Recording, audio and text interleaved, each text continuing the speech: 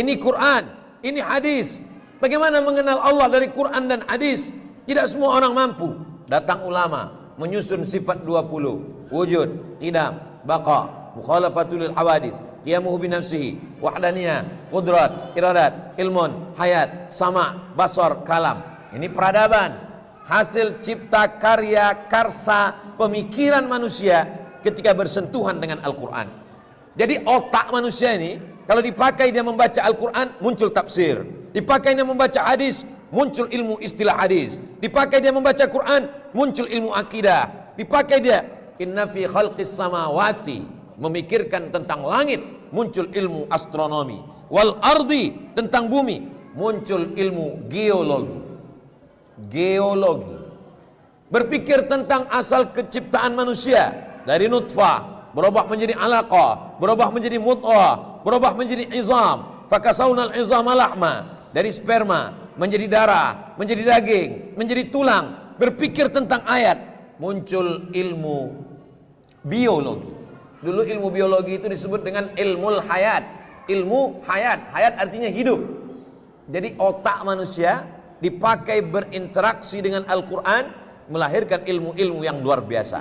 Tapi banyak orang sekuler, dia menganggap ilmu yang berkaitan dengan agama itu yang masuk surga. Kamu kuliah jurusan apa? Jurusan hukum Islam, masuk surga.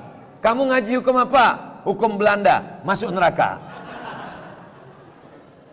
Hukum Belanda wajib dipelajari. Kenapa? Karena kita jajahan Belanda, kita bukan jajahan Prancis. Siapa yang bisa membela Ustadz Abdul Somad kalau Ustadz Abdul Somad dikriminalisasi? Yang bisa membela bukan dari anak fakultas syariah, tapi anak dari fakultas hukum Universitas Balikpapan. Ini sebetulnya lagi booking pengacara. Datanglah seorang mahasiswa. Selesai acara pengajian datang dia jumpai saya. Ustadz Somad, ya, saya baru aja selesai dapat titel SH. Oh, sarjana hukum? Ya. Habis ini saya mau pindah ke fakultas syariah, Pak Ustadz. Kenapa? Karena menurut saya hukum-hukum konvensional ini melalaikan kita dari Allah. Saya mau bilang, ente bodoh kok bisa jadi sarjana? Takut dia tersinggung. Kalau ente mau ngambil fakultas hukum Islam, berarti ente mesti belajar nahu sorob lagi, mesti belajar balaghah lagi. Ini berat. Sementara kamu sudah punya basic hukum S1. Coba kalau kamu lanjutkan S2 ke Leiden Belanda, kamu menguasainya, mengerti betul. Nanti ketika ada pembentukan undang-undang, ketika ada perda, ketika membuat acuan payung hukum, yang mengerti itu adalah kamu. Masalah hukum Islam ini serahkan kepada adik-adik kita dari fakultas syariah.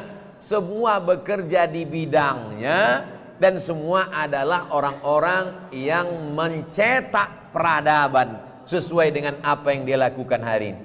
Jadi kalau kita lihat bagaimana membuat masjid bisa sebagus ini pasti ada arsiteknya. Idza usidal amru ila ghairi ahlihi fantaziris sa'ah. Kalau diberikan suatu perkara bukan kepada ahlinya, fantaziris sa'ah, tunggulah kehancuran. Apakah arsitek masuk neraka? Tergantung dia bangun apa. Dia bangun diskotik, dia bangun gambar untuk rumah perbuatan maksiat, maka dia berdosa. Tapi arsitek membangun istana megah untuk anak yatim, dia gambar rusunawa untuk santri tahfiz Quran, dia buatkan bangunan masjid sehingga semua orang datang berdecak kagum melihat. Subhanaka, maha suci engkau ya Allah, ma khalaqta hadza batila, tidaklah yang kau ciptakan ini sia-sia. Rambut sama hitam, isinya macam-macam. Rambut adik-adik mahasiswa sama hitam, kecuali beberapa yang sudah meninggalkan dunia hitam. Tapi isi yang ada di dalam kepalanya, ada yang hobinya menggambar animasi, ada yang hobinya membuat program komputer, jadi programmer.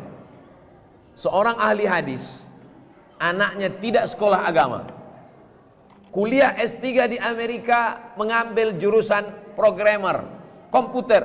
Apa kata orang? Masa bapaknya ulama ahli hadis, anaknya sekolah komputer di Amerika. Bapaknya tersenyum. Kamu kalau mau nyari hadis sekarang di mana? Pergi ke perpustakaan. Buka kitab ini, buka kitab ini, buka kitab ini, buka kitab ini. Satu hari nyari hadis di kitab, debunya dapat, kitabnya nggak dapat. Tapi dengan buka laptop, langsung ketik software pencari hadis, download di Play Store. Setelah itu lalu kemudian pakai. Di manakah hadis ini berada? Man bana masjidan, siapa yang bangun masjid, banallah mithlahu baitan fil jannah, dibangunkan Allah untuknya satu tempat di surga. Langsung aplikasi itu menampilkan, ada dalam Sahih Bukhari, ada dalam Sahih Muslim, kitab ini, bab ini, nomor segini.